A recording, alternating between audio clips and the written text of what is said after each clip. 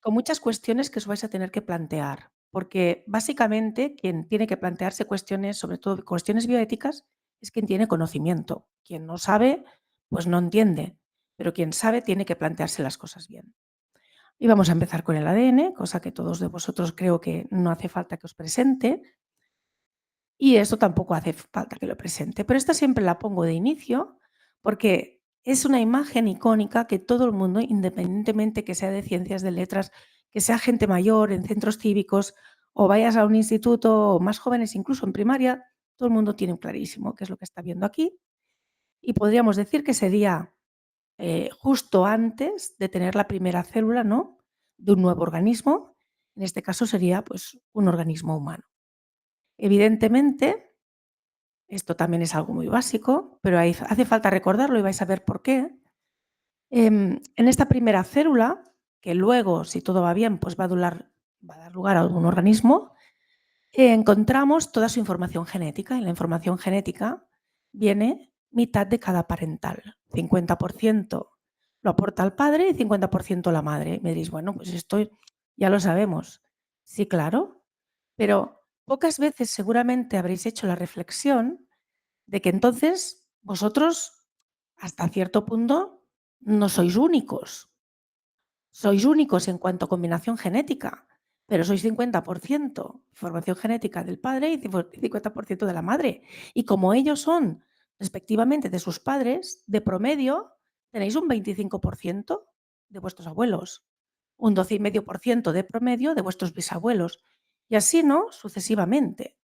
Así que en el fondo somos un puzzle de nuestros ancestros. Esto es con gominolas y evidentemente pones el inicio en una pareja y luego vais viendo pues que vais cogiendo trocitos de cada uno de estos ancestros, pero esto lo que quiere decir cuando yo miro pues mi ADN, tu ADN, su ADN, es de que en el fondo estamos hechos de piezas de ancestros y que por tanto, como es muy probable que algunos de los que estemos aquí compartamos algún ancestro, puede ser que seamos de 2 generaciones atrás, pero puede ser que sea de 20 generaciones o puede ser que sea de 500 generaciones, pero es muy probable que compartimos piezas de nuestro genoma. Por esto, creo que os han venido a hacer otras charlas y os han hablado del ADN, por ejemplo, de neandertales o de denisovanos o de otros homininos, porque la especie humana no somos una especie pura. Entonces, de los que estamos aquí, la gran mayoría de nosotros tenemos ADN de neandertal, entre un 2 o un 8%. ¿De dónde viene ese ADN de neandertal? Bueno, hace 40.000 años que están extinguidos, pero antes de extinguirse se cruzaron con nuestra parte de ancestros de humanos que llamamos modernos. Con lo cual, aunque estén extintos, una parte de ellos vive en nosotros. Nosotros, en el fondo, tenemos parte de gente que está muerta, no sabemos ni que existe. Y cuando nosotros muramos, de aquí 100 años, habrá gente que tendrá una parte de nosotros, lo cual tiene una parte de poesía. Solo para pensar que el ADN contiene mucha información. En este caso, pues hay piezas compartidas, ¿no? Voy a poner un ejemplo también para que veáis cómo de rápido ha ido todo. Aquí tenéis 4 generaciones de mujeres. La bisabuela de esta niña tan maja que está aquí, pues ella recuerda cuando no había análisis de sangre, porque era una cosa muy rara. No se hacían, no habían máquinas, no habían tampoco como manera de obtenerlo, y si acaso se hacía alguno, era en algún hospital y de manera, pues, muy rara, muy poco frecuente. Seguramente esta bisabuela de aquí, que es parecida en edad a vuestros abuelos, recuerdan perfectamente cuando eran jóvenes no se hicieron nunca ningún análisis de sangre. Y evidentemente no se ha hecho ninguna prueba genética. Su hija, Maribel, que bueno, estaría entre la edad de vuestros abuelos y vuestros padres, pues ha tenido cáncer de mama y se hizo una prueba diagnóstica genética. Y cuando nació su hija Marta, le hicieron la prueba del talón, como a todos vosotros os han hecho, que es un diagnóstico de algunas enfermedades raras. Es decir, ha ido incorporándose un análisis genético. Marta, que es esta madre de esta chica tan jovencita, esta niña que veis aquí, que es una edad joven, ha enviado su ADN a una empresa de ancestralidad porque tiene curiosidad, quiere saber quiénes son sus ancestros Y cuando se quedó embarazada la pequeña María, pues hizo hacerse un diagnóstico de secuenciación masiva para descartar enfermedades genéticas. Esto está no todavía en la sanidad pública, pero sí que la puedes encontrar por algunas empresas privadas. Y María convivirá con el análisis genético continuamente para cualquier ocasión. Muy probablemente podrá recibir terapia génica o terapia avanzada y se someterá a edición genética o no, veríamos, y muy probablemente seleccionará sus embriones. Estamos hablando que gente que está viviendo en un cambio de menos de 50 años, estamos hablando de genética no tenía ningún impacto en nuestra vida, a la genética va a tener muchísimo impacto en nuestra vida. Así que os voy a hacer un pequeño resumen de cosas que sí que sabéis y de otras que quizá no o no lo habéis leído todavía, de los avances en genética. Y claro, todo empezó, no es que todo empezara, pero de alguna manera todo se aceleró a partir del proyecto Genoma Humano. Claro, yo vi el proyecto Genoma Humano cuando estaba en sus inicios y también recuerdo perfectamente cuando en 2001 se publicó tanto el genoma, un borrador del genoma humano producido por el consorcio público, se publicó en Nature, con mucho dinero de muchos países, muchos esfuerzos, aproximadamente 10 años de trabajo y muchísima gente implicada, y cuando se publicó a la vez en Science, el genoma, también un borrador, pero publicado por la empresa privada. Bueno, ahora no tiene sentido porque esta empresa privada ya se fue, el conocimiento que se pudo generar está totalmente integrado dentro de lo público, que es accesible y que si hacéis asignaturas de genética humana, es muy probable pues, que entréis en este dominio para poder encontrar pues, genes, secuencias comparativas del ADN que se encuentran en el genoma humano como referencia. Yo me dedico a la genética humana y si tengo tiempo al final os explicaré cuál es mi investigación. Pero básicamente, la mayoría de los que estamos aquí, nuestro ADN, que siempre se dice que son 3.300 millones de bases, pero eso es el genoma haploide, el que está dentro de un espermatozoide o el que está dentro de un óvulo, pero nosotros no somos eso, somos el doble, 6.600 millones de bases, pues si secuenciamos a cualquiera de nosotros, encontramos que la mayor parte de ADN es idéntico. Bueno, somos humanos, por lo tanto es idéntico. Y además hace muy poco tiempo que no hemos divergido. Pero evidentemente también tenemos diferencias y nos centramos en las diferencias para comprender nuestra diversidad, para entender por qué somos distintos, por qué uno es más alto y otro más bajo, porque uno tiene la nariz ganchuda y el otro la tiene bulbosa, ¿no? Eso es genético y se puede saber y se puede averiguar. Hoy no voy a hablar de rostro, aunque tendría muchas cosas que deciros, pero básicamente lo que miramos es qué es lo que nos hace distintos y nos fijamos en, pues como puedes ver, todo lo tengo igual, pero aquí, por ejemplo, tengo una A o aquí una G.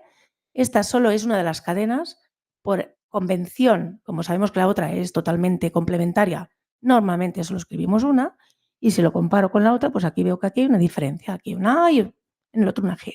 Vamos a ver si eso es relevante o no relevante. Si cogemos a cualquiera de nosotros y nos secuenciamos y nos comparamos, tenemos alrededor de 2 millones de diferencias en estos 6.600 millones de bases. Tampoco es tanto. Pero claro, de estos 2 millones de bases diferentes o de variación, resulta que la mayor parte no es relevante.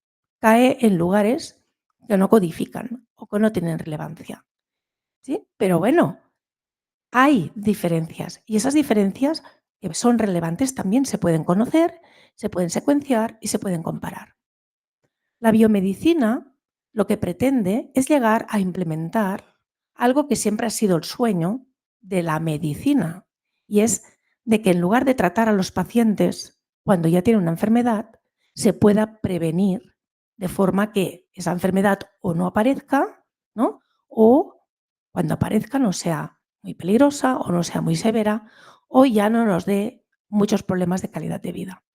Para muchísimas enfermedades, ¿sí? Aparte de las enfermedades raras, que ya voy a hablar luego, muchas de las enfermedades que aparecen en la población no suelen ser pediátricas. Las hay pediátricas, sí, pero la mayoría de la gente que conocéis tienen diabetes de adulto, tienen colesterol alto de mayor, tienen presión arterial elevada de mayor, tienen neurodegeneración cuando tienen una cierta edad.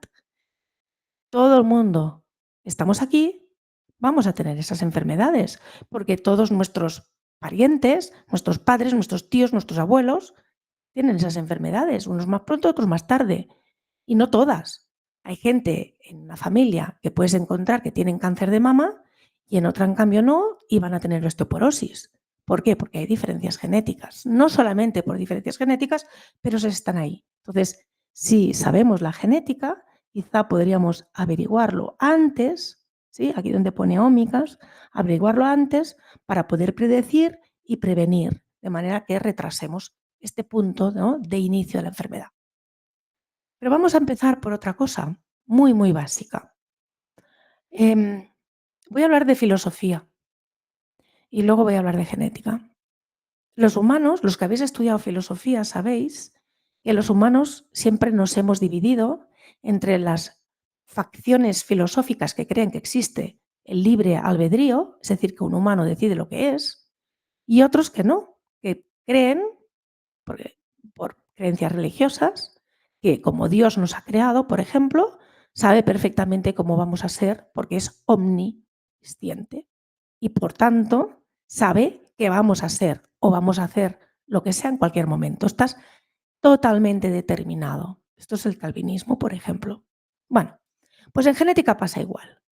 Tú encuentras gente que son la genética lo explica todo, la genética lo es todo y es totalmente determinista, y gente que dice, no, la genética no implica nada. Yo, si me esfuerzo mucho desde pequeño y me llevan a practicar y a hacer fútbol, seguro que mi hijo puede ser Messi, porque yo voy a insistir hasta que lo sea, sin darse cuenta que la genética también tiene mucha relevancia. Bueno, pues depende de las características y depende de los rasgos. Hay unos, que son los mendelianos, en el que la genética es extremadamente determinista. Si tú eres un chico y en tu cromosoma X tienes una mutación en el factor 8 o el factor 9 de coagulación, vas a ser hemofílico. Solo tienes un X y esa información genética está mutada. No hay opción, porque está muy determinado genéticamente. Pero otras cosas no están tan determinadas. Entonces, si ponemos en azul lo que es la genética y en amarillo lo que sería el ambiente, ambiente sensulato, es decir, todo tipo de ambiente, el ambiente intrauterino, la educación, la dieta, el ejercicio, enfermedades que hemos tenido, etcétera, pues hay rasgos que la genética es muy determinante, pero esas suelen ser enfermedades minoritarias, enfermedades raras. Pero tenemos otros, la gran mayoría, de hecho, de rasgos, tanto físicos como de comportamiento a veces, pero muchas enfermedades complejas de las que os he estado hablando, en que tanto interviene la genética como el ambiente. Y luego tengo todo un conjunto de enfermedades que son multifactoriales en el que el ambiente interviene mucho. Si yo, por ejemplo, con la COVID lo observamos, había gente que era muy susceptible a que la COVID, cuando la tuvo, fuera muy grave, incluso que llegara a morir, y en cambio otra gente de igual edad, que a lo mejor también estaban muy mal y que la superaron. Y eso es debido a diferencias genéticas. El ambiente determina que venga el virus o no. No viene el virus, no te enteras. Pero viene, bueno, pues hay una infección y hay una respuesta. Para el comportamiento sucede lo mismo, para los rasgos cognitivos también, pero claramente hay una genética detrás. Y yo os voy a explicar, o la manera que yo lo explico con mis compañeros o con mis alumnos, es que la genética es cuando tú juegas a cartas, es la primera mano de cartas, la que te llega. Tú no las coges, la heredas, te viene dada. Puedes tener mejores cartas o peores cartas, pero hay que jugarlas. Y eso es el ambiente. Y las puedes jugar bien o las puedes jugar mal. Puedes tener unas cartas sé, pero resulta que juegas bastante bien las cartas. O puedes tener muy buenas cartas y las juegas fatal. Eso es así. ¿Y cómo jugáis a cartas? ¿Jugáis a ciegas o jugáis mirando las cartas y escogiendo una estrategia? Pues la genética es lo mismo. El futuro de la genética será conocer cuáles son nuestras cartas de entrada, qué está más determinado, qué no está tan determinado y adaptar nuestra vida para prevenir enfermedades o para hacer que vengan muchísimo más tarde. jugando nuestras cartas sabiendo cuáles son. Bueno, como os he dicho, aunque la genética, la gente no es consciente, la hemos integrado en nuestra vida. Todos los que estáis aquí, más jóvenes, habéis pasado por la prueba del talón. He buscado la que anuncia la Junta de Andalucía.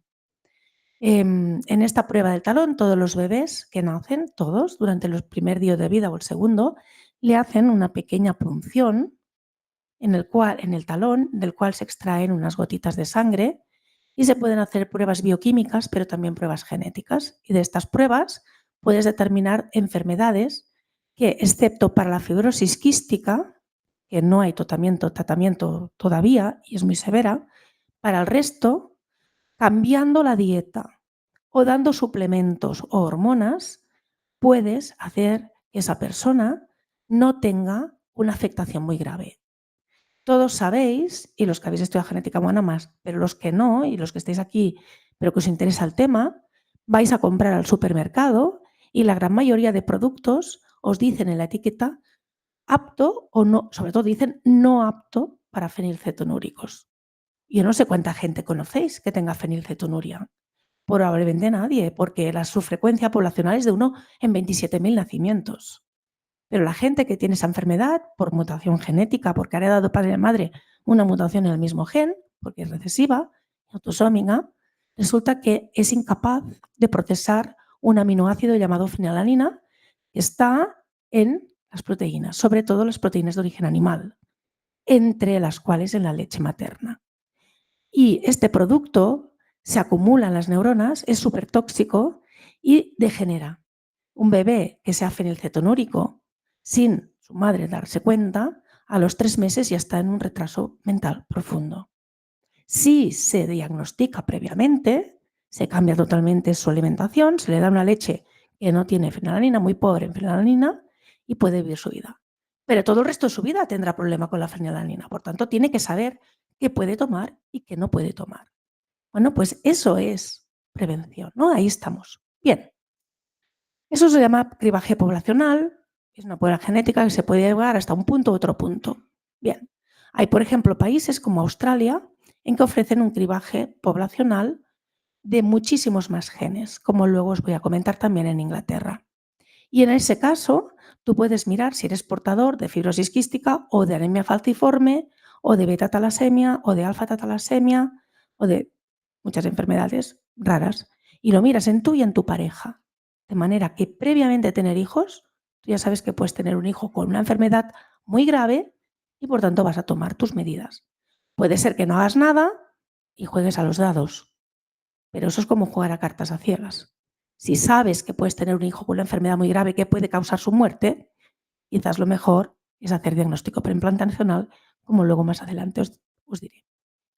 Así que vamos a llegar a que nos hagan prescripción de genomas. Vamos a ir al médico y le diga, oiga, hagas este análisis genético, igual que ahora te dicen, pling, pling, pling, quiero mirar pues hematocrito, quiero mirar pues hormona tiroidal, quiero mirar marcadores bioquímicos, pues podemos mirar marcadores genéticos. Y la mayoría de marcadores genéticos que se miran son los SNPs, que son posiciones únicas de cambio de nucleótido. En inglés SNP, bueno, son las siglas de Single Nucleotide Polymorphism, polimorfismo de un único nucleótido. Y a los ingleses les encantan las siglas. Y claro, los demás vamos a remolque, o sea que todo el mundo le decimos NIP. Además se dice SNP como se dice en inglés, no SNP. Si le puedes decir, pero nadie lo dice. Entonces, claro, como nuestro genoma es idéntico, la gran mayoría, y hay muy poquita diferencia, bueno, pues tengo que buscar esas diferencias y luego ver si es importante o no es importante. La gran mayoría no lo son. Pero los que lo son, puede ser porque cambien un aminoácido o sencillamente puede ser porque estén cerca de otras cosas y me sirven de marcador. Y con eso puedo dar pronóstico, predicción de ciertas enfermedades. Yo, bueno, ahora ya no, pero tenía una empresa de diagnóstico genético de enfermedades de la visión, que eran enfermedades mendelianas, en el cual pues la gente te venía porque sus padres o ellos mismos tenían ceguera o se estaban volviendo ciegos y querían saber qué mutación, qué gen, si iban a tener más hijos enfermos o no. Y de esa manera pues les ayudábamos, pero esto se puede hacer y hay muchos hospitales que se puede implementar y se implementa diagnóstico genético mendeliano. Pero me vais a decir, bueno, pero estas enfermedades son poco frecuentes. Bueno, no os creáis tanto. De los que estáis aquí, seguro que va a haber portadores de fibrosis quística sin saberlo, porque la frecuencia poblacional del alelo es de 1 en 25. O sea que aquí somos más. Seguro que va a haber alguno. De otros alelos, por ejemplo, de ceguera, no de algún gen que causa ceguera, porque luego veréis que hay muchos, pues es un 40%. O sea que aquí unos cuantos, tenemos unas cuantas mutaciones que como son recesivas no nos enteramos. Pero somos portadores de un montón de mutaciones. No hay nadie perfecto, no pasa nada. Todos tenemos divergencia, todos somos mutantes. Pero hace falta saberlo. ¿Para qué? Si lo podemos transmitir.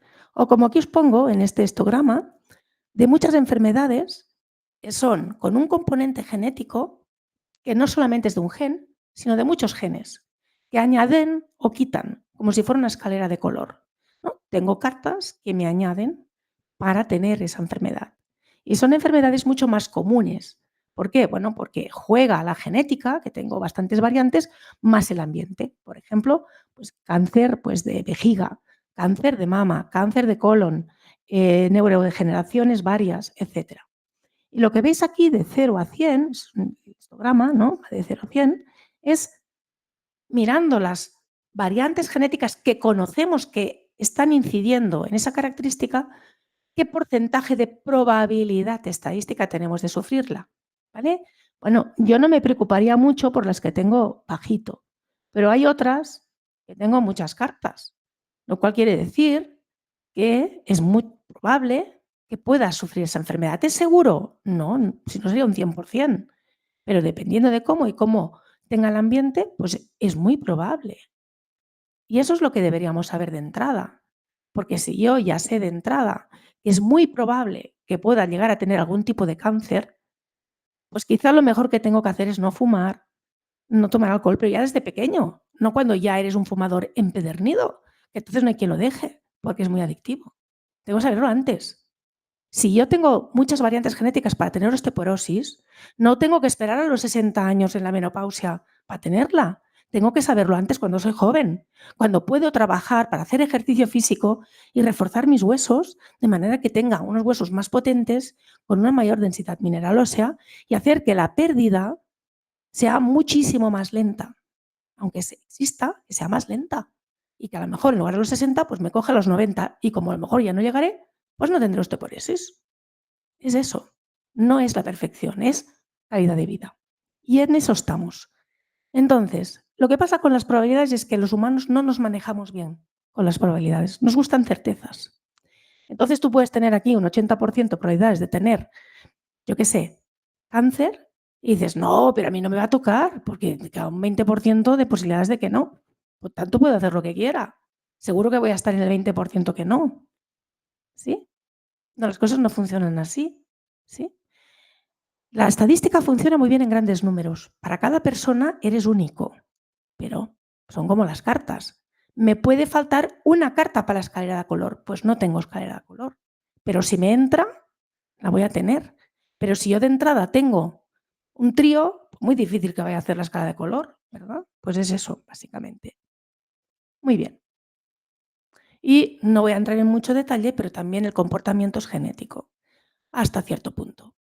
¿Vale? El impulsivismo, por ejemplo, ser impulsivo, ser sumiso, ser dominante, ser una persona agresiva. Y no digo agresiva de pegar. La agresividad es una característica de nuestra especie. Y somos supervivientes porque somos una especie agresiva, que puede ser bueno o no. Un deportista de élite es muy agresivo, solo que lo hace en un entorno que todos lo aceptamos. Cuando una persona es capaz de ir más allá de su dolor físico para luchar una pelota, aunque se muera ahí y se le rompa el tobillo, eso es agresividad máxima. Ahora lo hacen en un lugar adecuado, ¿vale? O sea que no quiere decir todo es malo, pero bueno, no todo el mundo tiene esa capacidad. Por eso no solamente tienes que tener capacidad física, sino también capacidades mentales. Para veáis qué importante es tener conocimiento de nuestras cartas. Os voy a enseñar solo una parte, no hace falta verlo todo, Esto es riesgo genético, tener un buen estilo de vida, que es ambiente, y la enfermedad coronaria, ¿vale? Y lo que tenéis aquí, solo vamos a ver este histograma de aquí, es mirando hasta 50 variantes genéticas de distintos genes que intervienen en el riesgo, es decir, hay de protectoras, hay de más, digamos, causativas o de riesgo. Aquí tenemos la gente que tiene muy baja probabilidad por sus genes, intermedio o muy alta probabilidad. Y luego tenemos si hace una vida más o menos saludable, medio y desfavorable. Solo hacían 4 preguntas, que eran fáciles. Si eres fumador, si eres obeso, si haces ejercicio físico y si tienes una buena dieta, más o menos. ¿Vale? Solo con estas 4 cosas. Si haces 2 bien, estás en el, y 2 mal, estás en el medio. Vale. Pues fijaros que la gente que tiene muy baja probabilidad genética, aunque haga una vida que sea fatal, que está todo el día en el sofá comiendo patatas fritas, hamburguesa y mayonesa, y él no hace ejercicio, fuma y está obeso, pues resulta que la probabilidad del riesgo cardiovascular está dentro del mismo rango que la gente que se porta súper bien, pero tiene los genes de riesgo. Esa es la cuestión. Claro, es que si tú tienes riesgo, no te la juegues, porque entonces seguro que vas a tener mucha probabilidad. Y luego no me vengas, yo puedo fumar porque mira, mi vecino tiene 100 años y fumado toda la vida. Claro, pero tú no tienes sus genes. Ha tenido suerte. Cada uno tiene su suerte, tienes que saberla jugar, claro. Así que esto es muy importante y por eso en muchas empresas te dicen que si quieres tener una buena salud, vas a tener que analizar tus genes. Puedes mirar más o puedes mirar menos, puedes mirar solo 350, puedes mirar 4000, que tengan relevancia clínica, que no, que sean de predisposición al cáncer, lo que sea, pero pueden secuenciar tu genoma y decirte de que eres portador y, por tanto, hacer un cálculo también reproductivo, por ejemplo, si estás en edad reproductiva. Pero evidentemente no son las únicas empresas. También tenemos empresas que te dicen, dame tu ADN y yo te diré qué es lo que tienes que tomar. Evidentemente, todo esto se hace analizando muchos genomas, buscando marcadores genéticos y utilizando programas de análisis que primero eran bioinformáticos, pero hoy en día son de inteligencia artificial para hacer una buena predicción. Esto es Nestlé, en Japón. Envíame tu ADN y aquí veis, pues yo te envío por tu app en el móvil qué tienes que tomar según tu ADN, con qué calorías, si esto sí que está escrito, que podemos leerlo bien, pero evidentemente los productos que hay aquí, muchos de ellos son los propios, claro, porque aquí hay un negocio. Ellos quieren venderte sus productos, evidentemente. Esto no se puede hacer. Nestlé es Suiza, ya lo sabéis, pero esto no se puede hacer en Europa, porque aquí estás teniendo la ley de protección de datos y diga, oiga, ¿usted para qué quiere los datos genéticos de esta persona? Cuando no está viendo un problema de salud, no es una cosa para activo, sino es para tenerlo en sus archivos. Te hacen llenar un montón de cuestionario y encima tienen todo tu ADN, que no solamente es el tuyo, que tienen el de la mitad de tu padre, de tu madre, de promedio, la mitad de tus hermanos y la mitad de tus hijos. O sea, a través tuyo tienen un montón de ADN. Y evidentemente hay apps que te dicen, envíame tu ADN y yo te diré, mira, como tienes variantes genéticas de predisposición a tener pues, problemas de eritema solar, de cáncer, evidentemente, de piel o melanoma, que son distintos, pero todo afecta a la piel. Oiga, mira, hoy no salgas de casa porque tienes un altísimo riesgo de la luz ultravioleta del sol, por tanto, no salgas de casa sin ponerte ya directamente, ¿no?, la protección solar. O vas a un restaurante y te dicen, ni hablar, no puedes tomar este alimento porque tiene cilantro y tú eres súper alérgico al cilantro. Entonces tú dejas que tu móvil, ¿no?, te vaya diciendo qué cosas puedes hacer en tu vida. Parece muy cómodo, pero no se sabe todo por esto. Entonces, pero tus datos genéticos los tiene la empresa y puede hacer con ella lo que guste. Esto es lo que ha pasado con 23andMe, la empresa americana de análisis de test genéticos directos al consumidor más potente del mundo, con más de 15 millones de perfiles genéticos, que ahora ha entrado en bancarrota y que va a vender. Va a vender, va a vender tu ADN, porque por el solo hecho de enviarle el algodoncito con tu saliva, en el disclaimer, que nadie se lee al final de todo, les has dado que tu muestra y tus datos son suyos. Y si no, tienes que hacer opt-out. O sea, por defecto es suyo. Y si no quieres que sea suyo, tienes que buscarlo expresamente, que no es tan fácil, y decir que no quieren que lo utilicen y que solo quieres los datos que tú les has querido dar. Bueno, es un problemón, ya os lo puedo decir. Porque con 15 millones de datos de perfiles americanos, en el fondo tienes el 90 y pico por ciento del ADN de todos los. Porque claro, todos están relacionados con alguien. De hecho, hay gente que ha calculado qué porcentaje de genomas tienes que tener para tener el porcentaje total de la población. Y una persona que sabe mucho, que es Janif Ehrlich, que tiene otra empresa de este estilo, dijo que con solo 2 millones de perfiles genéticos de americanos tiene el 99% de todos los genomas.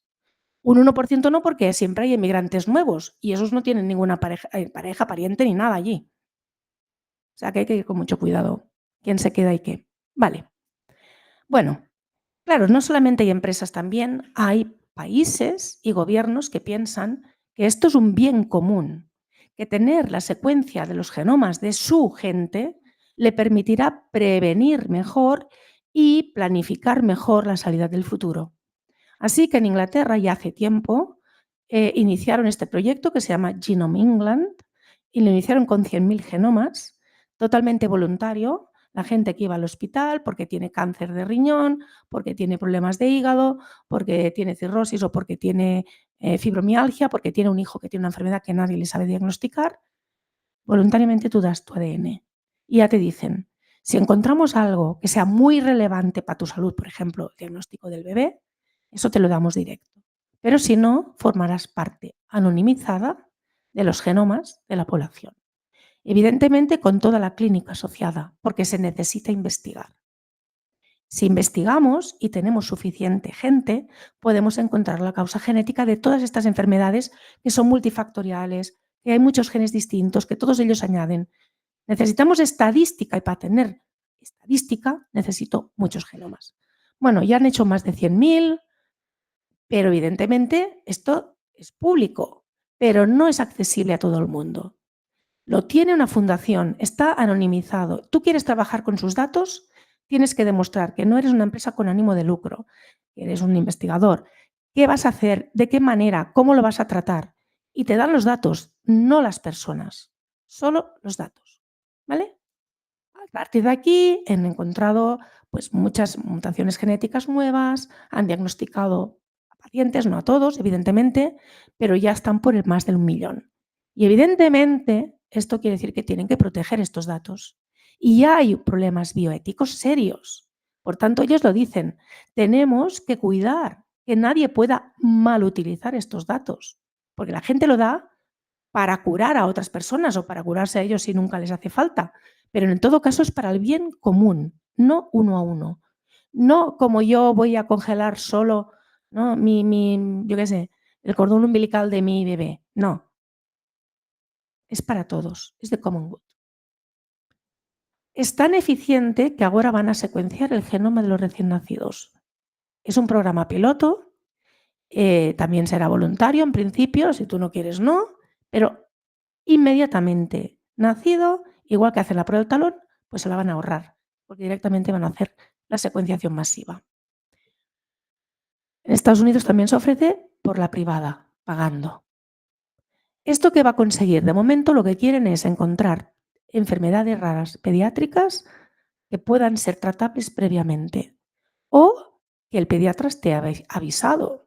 Porque si tienes variantes genéticas que predisponen a rhabdosarcoma o cualquier otro tipo de cáncer pediátrico, el cáncer pediátrico no naces normalmente con el cáncer, lo desarrollas luego.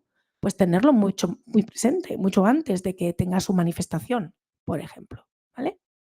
También para encontrar los bebés y las personas que tienen alergia a ciertos medicamentos. Muchas veces las complicaciones pediátricas vienen por dar un medicamento que el niño no puede procesar porque tiene variantes genéticas que se lo impiden y puede entonces tener una complicación muy severa. Bueno, pues saberlo previamente, ¿vale? ¿Es una secuenciación completa para hacerlo todo? No. De momento ya lo han dicho para 500 enfermedades que son importantes. Evidentemente, los datos van a estar ahí, pero de momento esto es lo que se quiere hacer y lo convencen con este diagnóstico, pues que van a encontrar todo de enfermedades que los niños pueden padecer. Esto en el fondo es empezar un camino de medicina de precisión, una medicina personalizada. La medicina actual, el médico intenta darte el mejor medicamento, pero da el que le va bien al 70% de la población, que a lo mejor no es el que te va bien a ti. La medicina del futuro es analizarte previamente, ver qué variantes tienes y entonces buscar la terapia que sea más eficiente, ¿sí? No es que una camiseta con un único tamaño le sirve a todo el mundo. Eso es lo que tenemos ahora. Sino que vamos a hacer una personalizada. A mí me gusta más medicina de precisión, porque no lo hacen por persona, sino que lo hacen por tus variantes genéticas y por todo lo que tú has vivido antes. ¿Esto se está implementando en España? Bueno, cuando te están haciendo el test del talón, te están implementando esto. Esto es medicina de precisión, aunque sea solo para unas pocas. Se está implementando en oncología, porque en oncología hay una gran parte de cuestiones como qué quimioterapia va a ser la más efectiva y con menos efectos secundarios. Y para hacer eso tienes que saber qué mutaciones, uno, tiene el paciente de entrada, dos, qué mutaciones tiene, que ha adquirido ese tumor que se ha vuelto maligno y que te está dando el cáncer. Porque tienes que buscar los puntos débiles de ese tumor y que tenga el menor problema para la persona. O sea que ahí vamos. Y para otras enfermedades lo mismo. Esto también permite la medicina de precisión por excelencia, que es la terapia génica. Bueno, como ya os he dicho que yo trabajo en distrofias de retina, es decir, en ceguera hereditaria, os he puesto pues una de las terapias génicas que está actualmente comercial, que es para un tipo de enfermedad de ceguera hereditaria, pero para un único gen. Y hay más de 350 genes que causan ceguera. Solo para un único gen. ¿Cuánta gente se puede beneficiar de esto? Bueno, se ha calculado, esta terapia se desarrolló en Estados Unidos, que entre Estados Unidos y Canadá, como mucho, habían 200 pacientes que tenían mutación en este gen, de los cuales quizá un 10% podría pagarse esta terapia, que vale $850.000, 425.000 por ojo, es one shot, un virus terapéutico, ¿vale? Esto es lo que cuesta esta terapia. Bueno, Novartis ha comprado la explotación, los derechos de explotación para el resto del mundo. Y básicamente en lo que consiste es una inyección subretinal, justo donde está el epitelio pigmentario y los fotorreceptores, con un virus terapéutico, un virus adenosociado terapéutico que contiene el gen correcto, que en este caso es una enfermedad autosómica recesiva. Esta persona ha heredado de padre y de madre mutado. De manera que si entra en las células diana, se expresará y en lugar de morir los fotorreceptores y volverte ciego, pues como mínimo se parará en ese punto y si te han hecho cuando es todavía muy joven, porque esta es una enfermedad de aparición temprana quiere decir 10 años, 12 años, 15, pues si te lo cogen al inicio, que no te vuelvas ciego. La calidad de vida es considerable. Pero claro, es carísimo. En España lo paga el Estado, lo paga la Seguridad Social. ¿Vale? ¿Para cuánta gente? Bueno, muy pocos. La terapia génica es eso. Os voy a explicar otro caso, en este caso no es comercial como el anterior, pero para que veáis por qué es importante la genética. Este es un niño afectado de piel de mariposa, que es una enfermedad en la cual, o sea, la epidermis y la dermis no están unidas. Si tú te pellizcas, no te arrancas la piel, cede, pero no te la arrancas, porque existen todo de proteínas que hacen como de sogas uniendo, ¿no? Ambas capas. Pero si te fallan proteínas que hacen de soga, cualquier roce hace que tu epidermis se separe. Entonces, este niño que veis aquí está en carne viva porque la piel le ha saltado. Tiene aquí 7 años y está en la unidad de quemados porque, claro, es como si se hubiera quemado, no tiene piel, no tiene protección. Cualquier cosa le puede infectar, se puede morir de sepsis. Los médicos, esto sucedió en Alemania, dijeron, este niño se nos va a morir tarde o temprano, porque se va a infectar y no tiene ninguna defensa. Y entonces hicieron un análisis genético, vieron qué gen era el que estaba mutado, también es autosómico recesivo, y buscaron un equipo en Italia que trabajaba con virus que tenían el gen correcto. Nunca habían trabajado con pacientes estos investigadores, solo trabajaban con células. Y les dijeron si se atreverían, si les daban una biopsia de piel del niño, si se atreverían a comprobar si sus virus podían infectar y podían corregir esas células. Eso es lo que hicieron. Luego hicieron diferenciación hacia piel y le hicieron trasplantes de piel. Del niño, es piel del niño, pero corregida. Es decir, es una piel transgénica, si lo queréis decir así. Y aquí ellos dicen pues que cómo estaba en el primer punto y cómo les hicieron todo el resto de, de trasplantes. Esto es la piel en el laboratorio. Esta es la piel que luego se puso en el niño, ¿no? A parches. Bueno, aquí veis el niño a los 11 años. Evidentemente tiene restos claros de estos trasplantes de piel, pero como podéis ver se le puede pellizcar y no se le separa. Está curado. Evidentemente no se ha tocado ninguna otra célula. Es decir, que él en sus espermatozoides colocarás todos los espermatozoides estarán mutados para este gen. Pero entonces deberá pues, consultar con su pareja que no tenga una mutación en el mismo gen por casualidad para como mínimo no tener hijos afectados a la misma enfermedad. ¿Vale? Bueno, y esto ha servido también para, en lugar de hacerlo por virus, hacerlo en gel y liposomas, poniendo el gel en liposomas y poniéndolo en la loción, de manera que en este caso tienen que hacerlo continuamente, es decir, cada día este niño tiene que estar untado de arriba abajo para que los liposomas lleven este gen a las células y las vayan, ¿no? Pero claro, como te vas descamando, pues tienes que ser, es un tratamiento siempre ya crónico para toda la vida. Bueno, el diagnóstico preimplantacional es un diagnóstico que ya se realiza en muchos países, evidentemente también en España. Está aceptado con mucha regulación para seleccionar embriones para que no desarrollen una enfermedad mendeliana grave.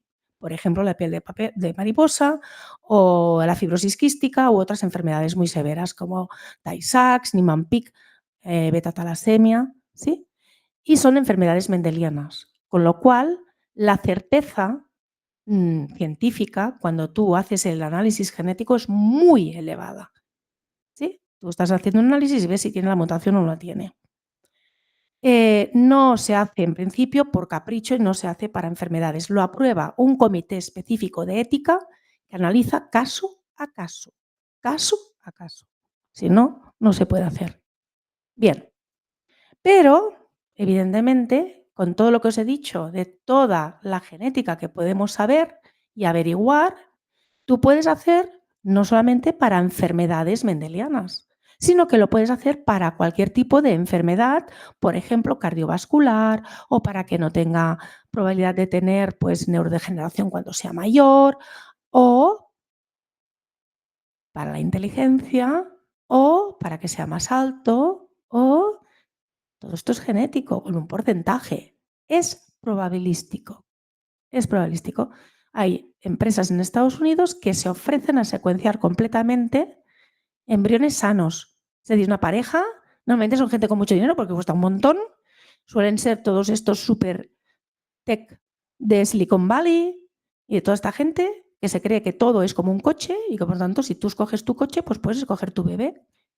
Y van, son sanos, pero bueno, hacen hiperovulación, hacen fecundación in vitro, tienen 4, 6, 7 embriones, cogen células de cada embrión, secuencian completamente, te hacen un puntaje y te implantan el embrión que tú escoges. Esta es la primera niña que nació así, es Aurea, ¿sí? Lo que hacen es secuenciar el embrión, pero como tienen pocas células, tienen que complementar con toda la secuenciación de padre y madre, es decir, rellenan todos los agujeros, con lo cual infieren buena parte del genoma, no ven las de novo, por ejemplo, ¿vale? Y hacen puntajes. Embrión 1, todo con SNPs, etcétera, etcétera. Bueno, ¿qué para diabetes de tipo 1? Para tener un ataque de corazón, pam, pim, pam. Todo con inteligencia artificial, claro, te hacen los cálculos. Y luego el embrión 2, pitipim. Pues hacen un puntaje y dicen: "Mira, este no tan bien, y este quizá mejor". Escoge el que te guste más. Bueno, aquí está muy exagerado, esto está muy bonito. Y se han puesto -0,3 y 1,2 y con muchos puntos muy distintos. Pero como esto es poligénico, los hijos de la misma pareja están barajando todo el rato las mismas cartas. Las mendelianas es mendeliana. Te ha tocado el Joker, te ha tocado el Joker, es lo que tienes. Pero las otras es el conjunto de cartas y al final son las mismas cartas que van repartiendo, medio y medio. La diferencia es discrecional. Porque si tú te dicen que este embrión tiene un 32% de probabilidades de tener un riesgo cardiovascular y su hermanito o hermanita me es igual el 38%, de 32 a 38% es discrecional. Es discrecional. Porque además cada programa de inteligencia artificial te da cosas distintas. Porque está entrenado con cosas distintas. Bueno, yo es que me indigna. Me indigna. ¿Ves? Aquí dice, en consistencia, cuando utilizo el riesgo poligénico. O sea, que básicamente entonces, ¿por qué escogen? Bueno, porque uno es niño y el otro es niña y porque uno va a tener los ojos azules o va a ser más alto o me dicen que es más probable que llegue a la universidad, porque también se han hecho cosas de estas. Vamos a buscar, bueno, la inteligencia es genética, ya lo sabemos, un buen porcentaje, pero eso es un proxy. ¿Vas a llegar a la universidad? Hombre, si eres más listo, más fácil. Pero en Estados Unidos depende de money, money, que es muy caro. Entonces dicen, bueno, pero vamos a ver si yo puedo predecir con 1 millón de personas, estos cuánto decían mí, que tenían 15 millones, pues cogieron 1,5 millones, 1 millón, primero eran 1.100.000 y luego ya veréis que son 3 millones. Vamos a ver si puedo encontrar variantes genéticas que me predigan que una persona pueda ir a la universidad. ¿Vale? Bueno, ¿qué encontraron? Bueno, no sé si lo veis, pero aquí está 2100.000, por aquí el medio. ¿Qué encontraron? Pues que en Estados Unidos la razón principal es el código postal, porque es el dinero de tus padres. Porque tú, a lo mejor eres muy listo, pero vives en el Bronx. Y desde los 12 años lo que tienes que hacer es sobrevivir. No puedes ir a la universidad, lo que tienes que hacer es comer. A lo mejor robarás, o a lo mejor estás en una banda. Y tú utilizas tu inteligencia para sobrevivir. Pero si eres como George Bush Jr., que, perdonad, pero me parece que era un poquito limitadito, y llegó a ser el presidente de Estados Unidos. Pues no importa, pues tienes el dinero que te lo pone en bandeja. Bueno, es que de verdad que me indigna. No porque, bueno, en fin, es igual, vamos a tirar adelante. Venga. Y ya por finalizar, claro, y ahora ya llega la siguiente versión, que es no solamente seleccionar. Yo seleccionar no toco, solo, ¿no? Escojo. Pero ya sabéis que existe CRISPR y CRISPR permite editar genéticamente. El mundo que conocemos ahora al mundo de aquí 20 años no va a tener nada que ver, porque la mitad de cultivos van a estar todos crispeados y la mitad de animales que comemos también. Bueno, ¿y si lo hacemos en humanos? ¿Cuándo? ¿Cómo? ¿Para qué? Podemos ser para prevenir o tratar enfermedades. Quiero modificar genéticamente una mutación para que así no tengas una enfermedad o para mejorar genéticamente, porque conocemos variantes para mejorar. Yo sí quiero ser alto, hay mutaciones en el gen de fibrina 1 que te hacen 2 centímetros y medio más. ¿Eh? Bueno, en el embrión, claro, yo ahora ya no llego. Pero es muy importante. ¿Y qué lo haces en células somáticas o en células germinales? No es lo mismo hacerlo en células somáticas, pues mira, yo quiero tener más músculo, pues me voy inyectando para CRISPR en los músculos y bueno, pero luego se morirá cuando yo me muera. O en embriones, porque estoy tocando células germinales y estoy tocando el futuro de la humanidad. Estoy tocando cosas. Bueno, hay que ser muy consciente. Bueno, de momento, para terapia ya existe. Y ya os he dicho que era de ojo, pues en ojo también. Inyectando CRISPR para mutaciones muy concretas. Funcionó en una persona muy bien, en las otras dos no funcionó. Claro, porque no sabes dónde va a actuar, pero bueno. Y hay muchas empresas que ya están desarrollando CRISPR para terapia, para cáncer, para enfermedades de ojo, para músculo, para... pero bueno, ¿a qué precio? Ni os lo imagináis. Carísimo. Esta señora de aquí ha sido la primera mujer curada totalmente de anemia falciforme por CRISPR. Pero hay mucha gente que tiene anemia falciforme en Estados Unidos. mayoritariamente son afroamericanos, porque la mutación de anemia falciforme, el heterocigoto tiene una cierta ventaja selectiva para la malaria y se lo llevaron los esclavos para allá. Todos son hijos de afroamericanos, básicamente. Y hay pocos que tengan este poder adquisitivo. Y entonces la gente dice, bueno, ahora resulta que hay una terapia, pero yo no tengo acceso. ¿Por qué? Mucho dinero. Bueno, hay muchos países que están investigando en esto, Estados Unidos entre ellos, pero China más. Sobre todo mirar en qué, no tiene que ver con humanos, pero tiene que ver con aplicaciones de agricultura. Os lo digo yo, nos van a arrasar, porque van a hacer cambios múltiples en múltiples plantas, pero entonces también se puede utilizar para cambiar al bebé. Vamos a hacer el bebé perfecto. ¿De qué? Bueno, ya se ha hecho por primera vez, se hizo, ya sabéis, Q en una cosa que se llama mejora genética, porque, bueno, básicamente lo que hizo es hacer mutantes, pero bueno, no sabemos nada de las 3 niñas chinas, porque eran 3, 2 las gemelas que nacieron primero y luego otra más, y bueno, a saber lo que les pasará en la vida, pero de momento existen y hay que tener mucho cuidado con lo que se hace. ¿Qué quiero? Que tengas una visión perfecta, que seas un corredor de maratones o un corredor de 100 metros lisos, pues hay variantes genéticas que te predisponen a eso, que te lo favorecen.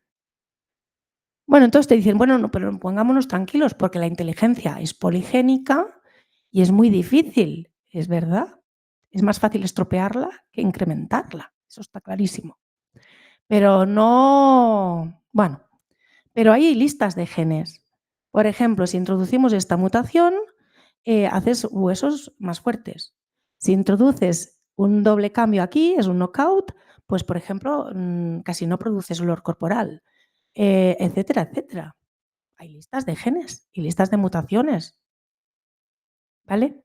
O sea que hay que ir con cuidado. Hay gente que incluso, esto está publicado en Nature de hace nada, en enero, vamos a ver qué pasaría si pudiéramos modificar genéticamente hasta 10 o 12 genes en embriones para enfermedades no solamente mendelianas, sino variantes que predisponen a diabetes de tipo 2, que es la de adulto, que no es solo un gen, son muchos. Bueno, vamos a tocar muchas cosas y a ver si así la gente que nazca pues no va a tener estas enfermedades. Pero bueno, tocando como hasta 50 genes a la vez. Bueno, esto no está demostrado que funcione. Los que trabajáis con CRISPR o vais a trabajar, genera un montón de cortes en el ADN que tiene reordenaciones cromosómicas, generas deleciones, inversiones, translocaciones. Es que esto es gratis. Hablar de ello es gratis. Bueno, y luego tenemos que tener en cuenta que habrá discriminación económica y discriminación genética, seguro. Porque el humano otra cosa no sabe hacer, pero discriminar lo hace muy bien. Y esto está clarísimo que se va a utilizar para discriminar. Las mujeres somos el 50% de la población y se nos discrimina porque tenemos 2X, que es genético. No tenemos un Y, no tenemos el SRY, de hecho, por decirlo mejor. Y si tienes el color de la piel más oscura o más clara, hay discriminación genética y también es básicamente varios genes. O sea, está muy claro. En fin, hay gente que opina que vamos a evolucionar a mejor. Bueno, tendríamos que pensarlo, ¿no? Pero también os tengo que decir que si el humano va al espacio para quedarse, no hace falta quedarse mucho, solo con que tenga que ir hasta Marte y volver, ahora tendrá que modificarse genéticamente. No va a poder sobrevivir las condiciones del espacio, por muchas razones. Entre las no minoritarias, la radiación cósmica, el exceso de cáncer y la neurodegeneración. Podéis encontrar mucha bibliografía de efectos sobre los que han estado en estaciones orbitales. Y vais a ver como al cabo de 5 años sus ventrículos cerebrales son mucho más grandes porque han tenido pérdida de masa cerebral, de muerte, de neuronas, claro. Y no han estado fuera, han estado dentro de la órbita. A pensarse, aparte de la gravedad, aparte de no sé qué. Las arterias se van a quedar todas calcificadas, porque si no hay gravedad, el hueso se reabsorbe. Bueno, en fin, habrá que modificarlos si llegamos a eso. Bueno, venga, en Europa solo se puede utilizar edición genética para investigación básica Para terapia somática superregulado, hay que investigar más, porque no se sabe exactamente qué puede pasar en todos los sitios, y edición germinal quizá potencialmente sería considerada, que no se puede hacer todavía, en casos especiales. Pero de momento prohibición de edición genética para mejora, para que sea más alto, para que tenga los ojos azules. Bueno, eso se puede hacer, ¿eh? Las mutaciones las conocemos. Bueno, y si os interesa el tema, mira, esto no ha salido, es igual.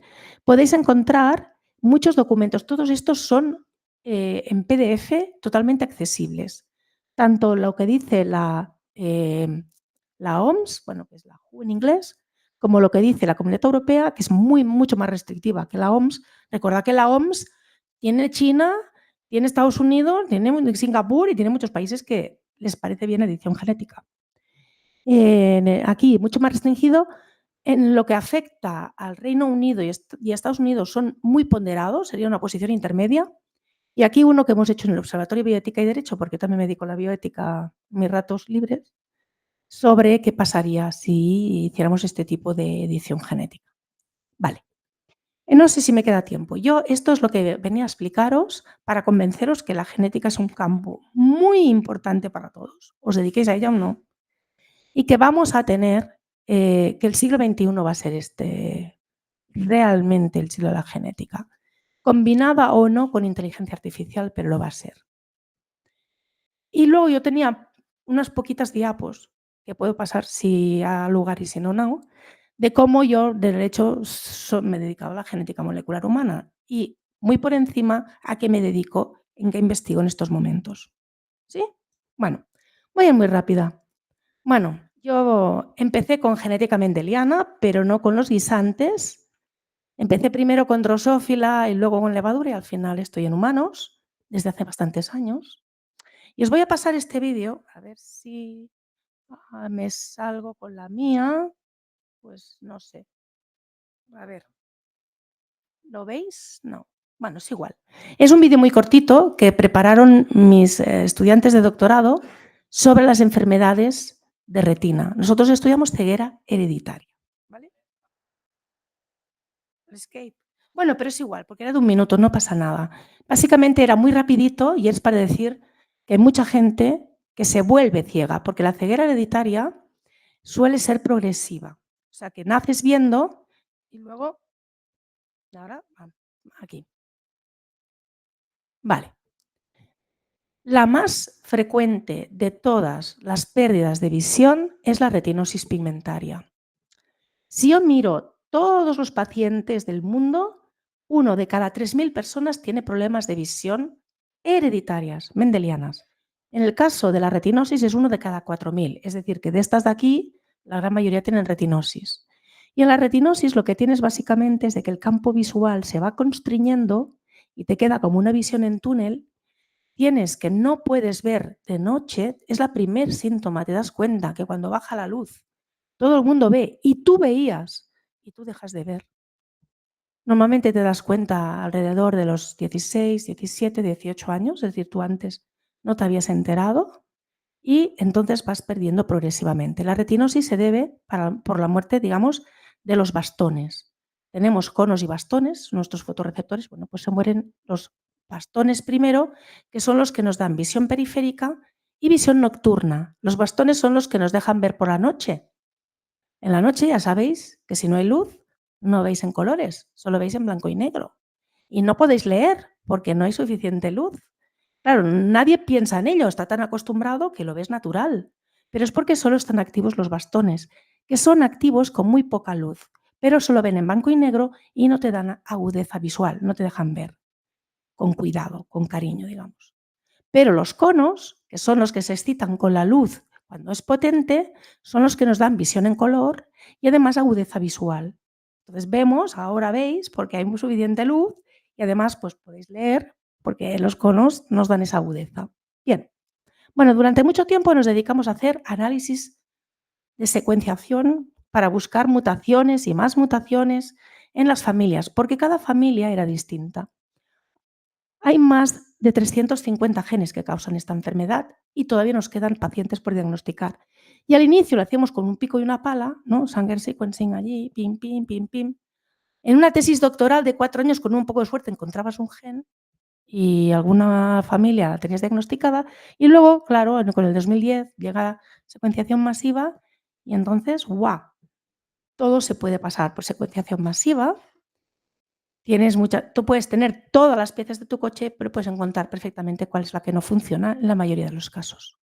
Bueno, así que esto es la retina, es lo que está aquí al final de nuestro ojo. Aquí tenemos los fotorreceptores y todas las capas neuronales. Los fotorreceptores son neuronas. Entonces, claro, si se muere el fotorreceptor, no tienes solución, porque no puedes sustituirlo, ¿vale? Y tenemos los conos y los bastones, como os he dicho. Básicamente, se parecen mucho. Así que lo que le pasa a una persona normal es que tiene un campo de visión bueno, pero a medida que se van muriendo los fotorreceptores, primero los bastones y tal van reduciendo el campo visual hasta que al final no te quedan fotorreceptores y te vuelves ciego. Y esto es un proceso que puede ser muy rápido o muy lento. Puede ser un proceso rápido de 2 o 3 años o a veces es muy progresivo y puedes tardar 20 años a volverte ciego del todo, pero te vuelves ciego. Bueno, y hay muchísimos genes y nosotros hemos estudiado unos pocos.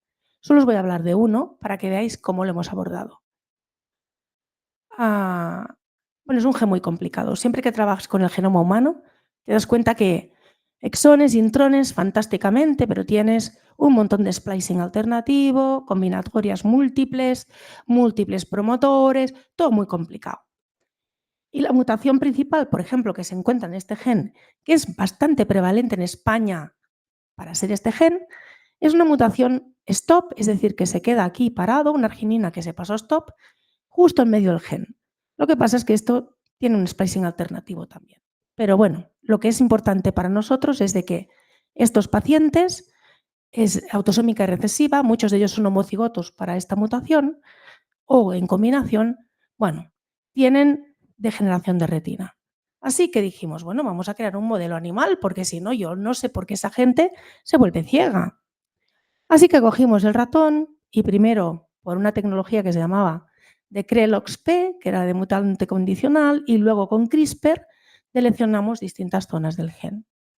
Bueno, lo que os he dicho, que nos da sorpresas. El primer modelo que hicimos no era un knockout total, no nos cargamos todo el gen porque tiene otros promotores, pero con CRISPR nos lo cargamos todo entero. Entonces, ¿qué pasa? Que es letal en homocigosis. Las cosas en cuando trabajas en organismos vivos son muy complicadas. Así que tuvimos que hacerlo de otra manera. Pero básicamente tenemos el modelo y luego también estamos utilizando hoy en día, a partir de células iPS de paciente, derivarlas hacia organoides de retina en la placa de Petri, ¿vale? Y también los modificamos con CRISPR para que tenga una mutación, para introducirla o para quitarla o para hacer delecciones.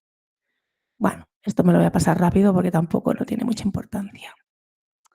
Así que, ahora que tenemos el modelo animal y nos hemos pasado unos cuantos años para ver cómo se vuelve ciego, ahora estamos intentando terapia génica.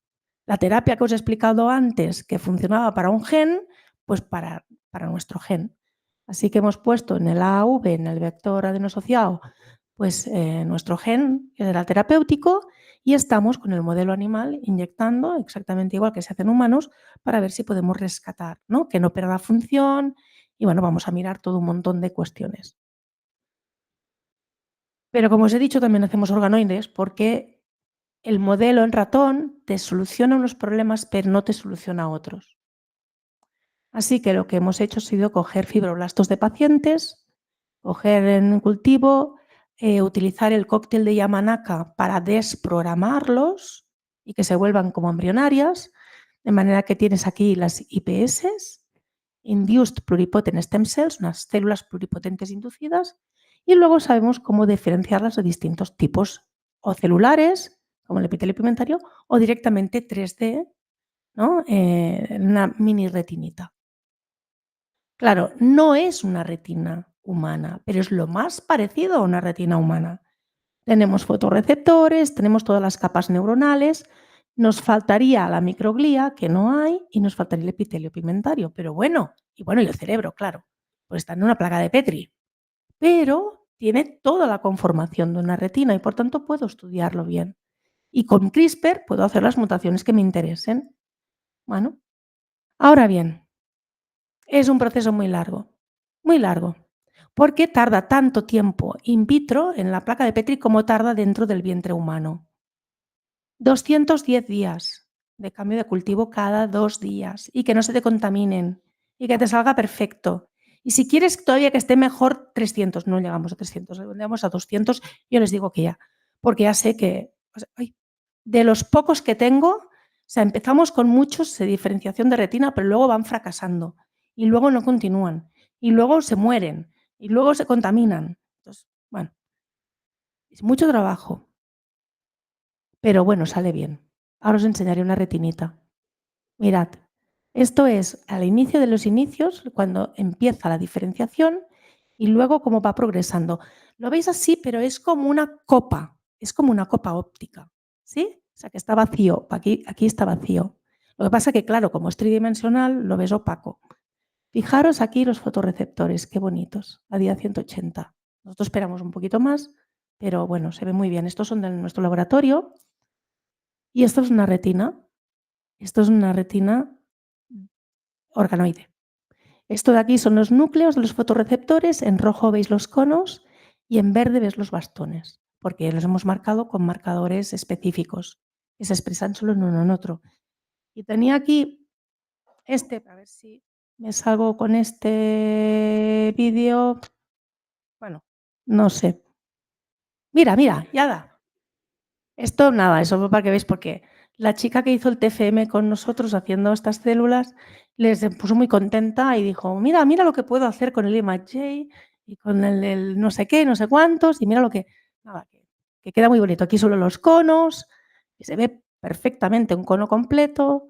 Bueno, nada, ya veis que es muy bonito. Así que estamos ahí, estamos con la terapia génica en el ratón, estamos haciendo CRISPR, NPS y haciendo los organoides.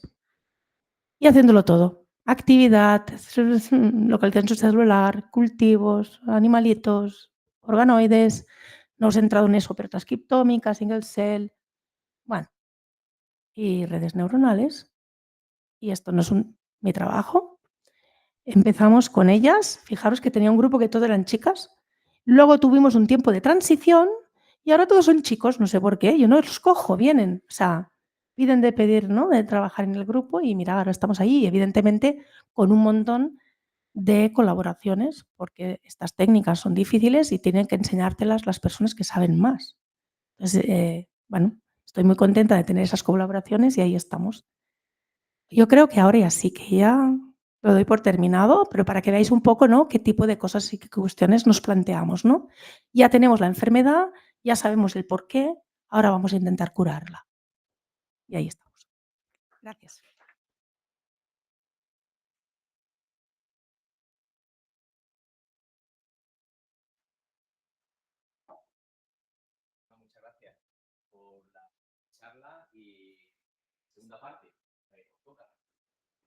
Espero que os animéis con las preguntas, ¿eh?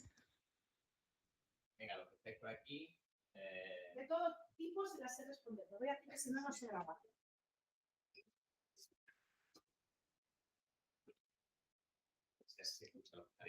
Buenas, ¿se escucha?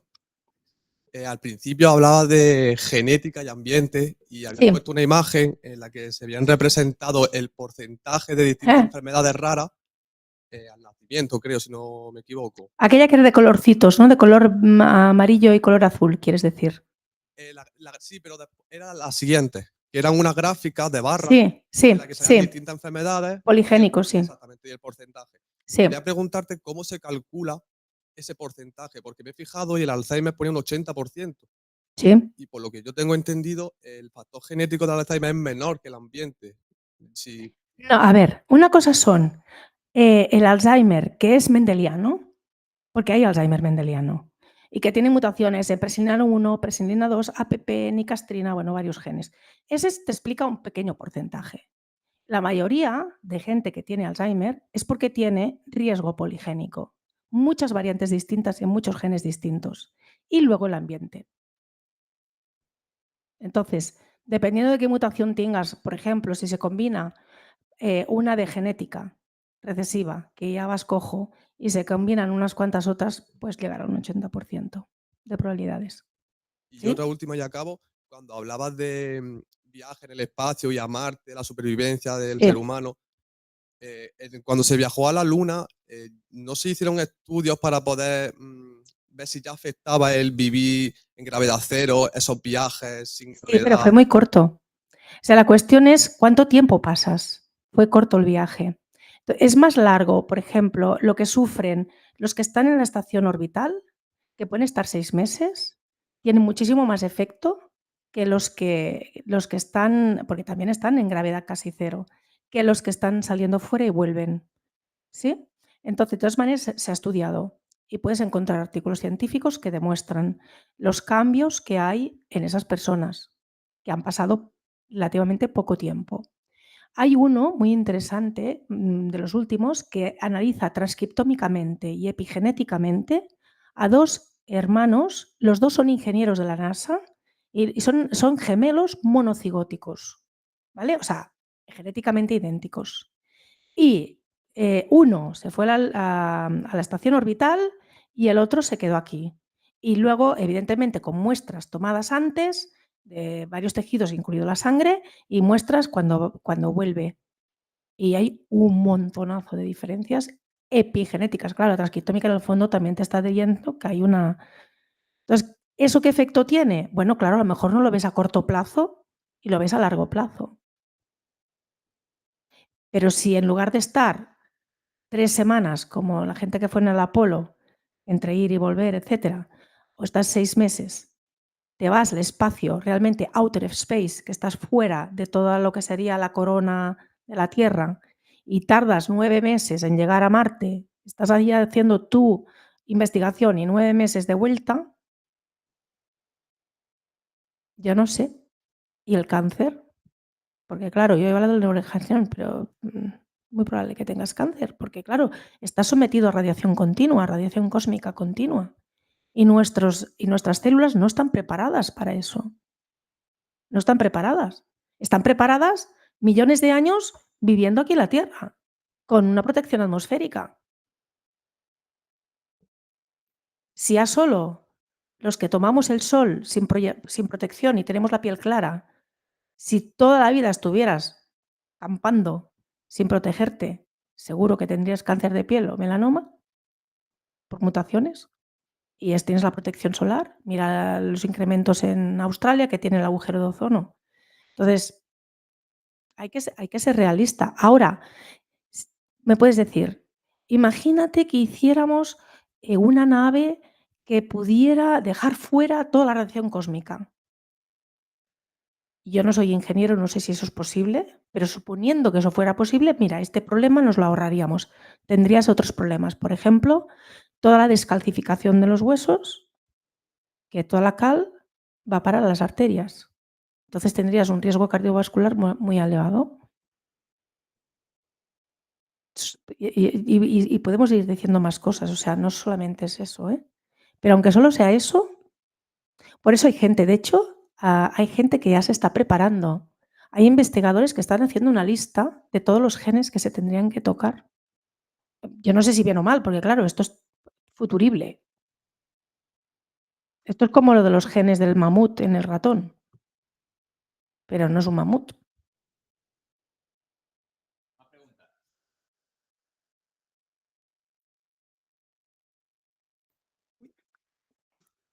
Usted que tiene la línea de investigación con el ojo, me llama mucho la atención si hay algún estudio que se esté haciendo relacionado con la miopía, el astigmatismo, de alguna terapia génica que se esté investigando. Yo no la conozco, pero las dos son de desarrollo. Es decir, crece y tiene en la miopía lo que tiene es que el ojo es más grande y entonces proyecta la lente, proyecta antes, mientras que la hipermetropía es que el ojo es un poquito más pequeño, ¿no? El tamaño del ojo va cambiando durante la vida. Entonces, por ejemplo, las mujeres embarazadas que son miopes normalmente acaban siendo más miopes, porque todos los factores tróficos, etcétera, etcétera, hace que crezca más. Pero hay épocas en la vida que puede también receder un poco. No tengo muy claro que una terapia génica sea efectiva para este tipo de cosas. Y el astigmatismo, claro, depende de la córnea, ¿no? Y de la curvatura de la córnea. Es muy delicada la córnea, es tricky, porque aunque no lo parezca, está viva, es transparente, está viva y tienes varias capas. Bueno, yo te lo digo porque he tenido un problema de córnea y fue dificilísimo, he tardado 2 años en curarme, o sea, cuesta. Pero al final la terapia génica es muy cara. Tiene sentido aplicarla en enfermedades que no tienen otro tratamiento y que son muy severas. Porque si existe otro tratamiento que es más barato o más efectivo, sea quirúrgico o sea médico, no tiene sentido dedicarte años para demostrar que una terapia génica es efectiva, ¿vale? Esto es algo importante, no todo va a ser tratable, no va a sustituir las terapias normales. La terapia de precisión pasa por buscar ese medicamento que sea el más efectivo para tu enfermedad, para tu caso y para tu genética, ¿sí? Pero puede ser un medicamento que esté en el mercado. A veces en enfermedades raras son suplementos alimenticios, porque representa que te falta un transportador de aminoácido y entonces si inundas el cuerpo, digamos, de ese aminoácido, otro transportador de baja afinidad es capaz de entrarlo, porque claro, como estás tan saturado, puede entrar. Entonces no arreglas todos los problemas, pero por ejemplo las crisis epilépticas se pueden, en ciertos casos, de deficiencia, en grimpatías, lo mejor es la serina. Entonces, tomando serina, que la puedes comprar al peso, o sea, tomando cantidades ingentes que luego si no las secretas por la orina, resulta que se pueden solucionar. No solucionas ciertos problemas neurológicos, pero problemas otros, con una cosa que se compra, ¿sí? Al final, hay muchas cosas que se pueden tratar si sabes qué quieres tratar, de qué manera, y a lo mejor con un medicamento. En las enfermedades raras, por ejemplo, hay medicamentos huérfanos que los reposicionas, que eran para una cosa y los reposicionas para tratar esa otra, ¿sí? Y no todos tienen por qué ser caros. Y otra cosa que me ha llamado la atención cuando estaba hablando del trato de datos, con todo lo relacionado con el genoma que obtienen Sí, esta empresa, ¿cómo podría usar una empresa negativamente tu genoma? Bueno, o si se puede usar negativamente, de alguna claro, manera. claro que se puede utilizar negativamente de muchas maneras. Bueno, yo no voy a ser aquí quien haga de doble uso, pero voy a ponerte una cosa facilita. Em, Hay variantes genéticas que predisponen a que tengas una enfermedad muy grave si estés infectado, por ejemplo, por el virus del Nilo o por el virus de la SIDA. Hay gente que es resistente naturalmente. La mayoría no, pero hay gente que es resistente.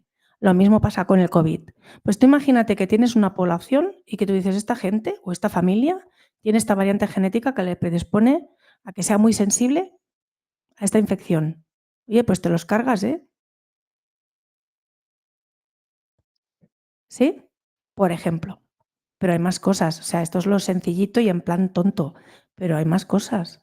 Tú puedes determinar qué poblaciones es más inteligente hacer determinado tipo de propaganda porque van a responder mejor a esa propaganda que en otro sitio. Por ejemplo, nosotros tenemos, hay poblaciones que son muy sensibles, ¿no? A los carbohidratos y que por poco carbohidrato que tomen se engordan muy fácilmente, cogen diabetes, etcétera, etcétera, porque su cuerpo ha estado seleccionando durante millones de años sus ancestros, millones no, miles de años sus ancestros para vivir con muy poco hidrato de carbono. Esto es lo que pasa, por ejemplo, a la gente nativa americana. Están acostumbrados a vivir con muy poco hidrato de carbono, de muy difícil acceso, y lo aprovechan hasta el límite. A lo que los mueves y los colocas en nuestro mundo lleno de pan de hamburguesa, de patatas fritas y todo, aunque intenten comer bien, si comen hidrato de carbono lo mismo que tú comes, ellos se engordan y cogen diabetes muy fácilmente. ¿Sí? Pues bueno, tú quieres poner enferma a una población, es fácil. Y si no, dices, no, como os va a pasar esto, yo te vendo esta otra medicación, entonces haces el negocio redondo. Le haces el test, el diagnóstico, le vendes qué medicamento tiene que tomar para el resto de su vida. Claro, puedes hacer cosas. Básicamente no hacen esto, pero sí que hacen muchos estudios para lucro. Para qué medicamento tengo que posicionar aquí y qué medicamento tengo que posicionar allí. ¿Sí?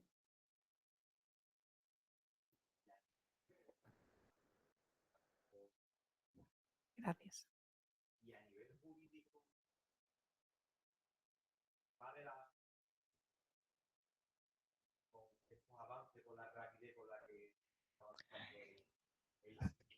El problema es que el mundo es global. El mundo es global. Y la gente, si quiere hacer una cosa y aquí no se la dejan, pues se va a hacer a otra. Esto pasa como la gestación subrogada, que es ilegal. Pues igual, todo el mundo viene con sus bebés y encima te los enseña. Es ilegal, pero no pasa nada, a mí me dejan, porque lo puedo pagar. Pues lo mismo. Aquí no se deja hacer selección de menores, no te preocupes. Yo tengo el dinero, tengo 100.000 euros, me voy para Estados Unidos, me embarazo, me selecciono y vuelvo. Que me quiten el bebé. Es que es muy difícil regular el mundo, porque el mundo no se puede regular. Y en lo que, por ejemplo, esto es de selección, pero en edición genética, no he enseñado la imagen, pero cuando miras la regulación que hay en distintos países, hay países que no tienen regulación, pero los países asiáticos, por ejemplo, Japón, China, Rusia y Ucrania, son mucho más laxos con la manipulación genética de embriones. Bueno, no sé si se puede regular todo. Europa siempre piensa que puede regular. Europa somos 400 millones de personas y el mundo son 8.800. No podemos imponer nuestra visión del mundo. Eso filosóficamente es difícil, bioéticamente es difícil.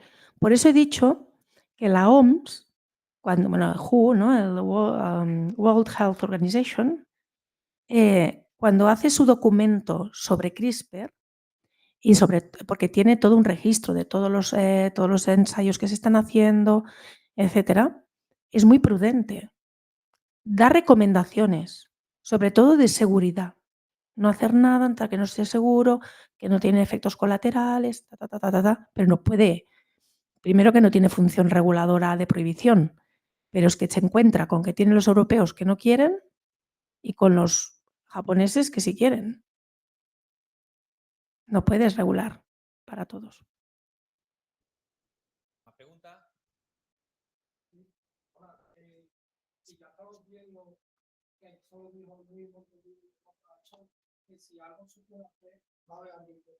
Pues bien, si ya estamos viendo que en China, los países de la antigua vida política, tienen leyes más laxas, otros como India, ¿por qué no nos adelantamos y mejoramos también nuestra sociedad futura? Y podremos tener ahora la oportunidad de no hacerlo de forma librista, sino de que tenga acogida para toda la población. Sí, esto sería, está bien pensarlo así. Respecto a lo que sería terapia y edición genética, va a ser cara, pues, aunque solo sea por la seguridad que necesitas. Pero cogiendo tu idea y saliendo del problema humano, que además hay unas connotaciones religiosas, filosóficas muy potentes, eso es lo que estamos diciendo en Europa los científicos sobre CRISPR y plantas. Porque el problema es de que en Europa la regulación que está ahora actual en activo asume que la manipulación por CRISPR es un GMO, o sea, un Genetically Modified Organism, en el cual se asume que es un transgénico, que no lo es. No lo es, porque la tecnología actual te permite hacerlo con ribonucleoproteínas que se degradan inmediatamente. Entonces tú te vienen cualquier semilla que sea resistente a la sequía que han hecho en China mediante CRISPR, que es indistinguible de un mutante natural, solo que lo has hecho dirigidamente. Y aquí no tienes, porque aquí no te han dejado. Entonces no tiene ningún sentido. Entonces ahora, justamente desde hace un año, lleva más tiempo, pero se está haciendo una nueva ley que se está siendo considerada ahora en el Parlamento Europeo, en el cual se dice que estas NGTs, porque les encanta, yo les digo las siglas, les encanta NGT, que quiere decir New Genomic Technique, que quiere decir CRISPR y base editing, o sea, bueno, básicamente todas estas técnicas de edición precisa, si se hacen que no sean transgénicos, es decir, que no dejes ADN allí, sino que se haga con ribonucleoproteínas, y si se hacen variantes que podrían existir de forma natural, es decir, sin añadir nada exógeno, sino mutaciones de knockout, de knock-in, que podrían ser sencillamente mutaciones puntuales, hasta 20, no sé, el 20 no sé por qué, podrán ser aceptadas. Claro, imaginad la potencia que esto da para modificar genéticamente las plantas que nosotros consumimos. Porque claro, en Japón o en China están haciendo arroz, porque es su comida principal, pero otras plantas, pero a lo mejor aquí nos interesa el olivo, por ejemplo. ¿Por qué? Porque el cambio climático viene. Y los que están aquí, sabéis la sequía. Bueno, en Cataluña ha sido desastrosa. Tan desastrosa, mientras el resto de España se estaban inundando, nosotros no teníamos nada. Y mi familia, por ejemplo, es de Lérida, que tienen muchos frutales. Es que el problema no es que no tengas fruta ese año, es que el frutal se muere, pero no lo riegas, se va a morir la planta. Y te vas a quedar 6 años, 7 años, el frutal no tarda tanto como el olivo, pero vas a tardar mucho tiempo tener la planta de nuevo productiva. Es la ruina. ¿Qué vas a hacer con esas plantas? Porque el cambio climático existe y va a venir. O tomas cartas antes o te van a coger y te van a arrasar. Entonces, bueno, van cambiando, es lo que tú dices. ¿Por qué no tomamos nosotros las riendas? Vale, puede estar regulado, vale, vamos a ver la regulación. Bueno, vamos a ver, vale, transgénicos no, vale, pues sin transgénicos. Vamos a hacer modificaciones precisas. Y los que estáis aquí sabéis, existe aquí, creo que lo hicieron aquí en Córdoba, hicieron trigo sin gluten. 1 a 1 todos los genes por CRISPR. ¿Dónde se está comercializando? En Estados Unidos. Aquí no se puede. Y pero está hecho aquí. Está hecho aquí, 1 a 1. ¿Por qué? Pero ahora se podría, bueno, eran 70 y pico, creo. Pues 20, solo se pueden hacer 20. Para ver la potencia que tiene el tomate, la planta del tomate, que evidentemente está domesticada. Bueno, por CRISPR, 5 genes, solo 5 genes por knockout, y tienes domesticación de nuevo de la planta silvestre a una planta productiva. 5 genes por CRISPR. Imagínate tú el potencial que tienes de variabilidad de muchas plantas silvestres que tienen características que te interesan porque son rústicas, porque aguantan, porque pueden y que solo variando los genes 2, 3, 4, 5 haces que tengan mayor producción, hacen que sean más grandes, hacen que ese producto tóxico no se haga porque tú has eliminado la enzima que hacía ese metabolito. Las haces enanas, como en el caso de cereales, que así te permiten tener más productividad en menos lugar. Haces que tengan la semilla dehiscente para que se puedan recoger fácil, no se quede enganchado a la espiga. Es que el potencial es brutal. ¿Y qué vamos a hacer? ¿Que los vayan a hacer todos los de fuera? Que van a hacer las plantas que les interesen a ellos, no los que nos interesan aquí. Aunque solo sea por investigación. Bueno, investigación en teoría te dejan, pero claro, como no hay aplicación, tampoco te dan tanto dinero, porque no hay aplicación directa, no hay translacionabilidad. Claro, quizá tendremos que plantearnos, ¿no? Ahora están las últimas cosas que se están haciendo, yo no digo que las hagamos aquí, para que veáis, en Estados Unidos, las últimas. Están haciendo berries, bueno, los berries, ya sabéis, las de esto, las moras, bueno, todas estas que en inglés le llaman berries, que tienen 100.000, porque como no tienen fruta normal, tienen estas. Bueno, pues hasta 10 variaciones para sacarle el pelillo, para sacarle la maderita que tienen dentro, que siempre no sé qué. Claro, porque ellos hacen un montón de cosas con estas berries. Bueno, pues las están modificando genéticamente, es una planta silvestre, pero la están modificando. Están haciendo arroz está expresando proteínas de cerdo. Claro, para los veganos, porque no quieren comer cerdo para no matar el animal. Pero si tú coges el gen o varios genes de proteína que puedan hacer que el arroz sea más rico en proteína, eso en teoría se puede tomar o no se puede tomar. Bueno, no lo sé. No, pero en serio, yo me quedé alucinada y digo, pues vale, pues muy bien. Y eso se está haciendo.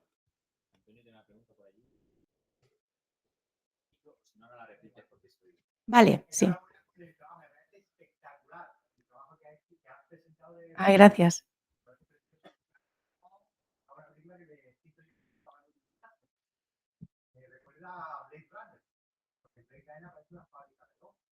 Sí. Yo también iba a hacer una consideración. ¿No crees que también como genetistas deberíamos igualmente preocuparnos de la bioética de la endogamia? Voy a ser un poco por... La endogamia. Bueno, la pregunta es, genetistas, preocuparnos por la endogamia. ¿Por la endogamia dónde?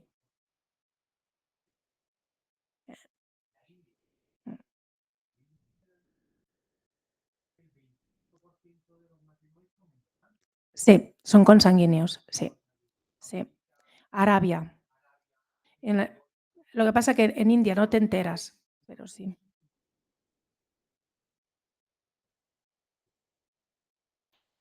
Cierto, pero aquí hay un problema y es de que tú cuando aplicas conocimiento, cuando tú generas conocimiento y lo das a la sociedad, hace falta que la sociedad lo reciba.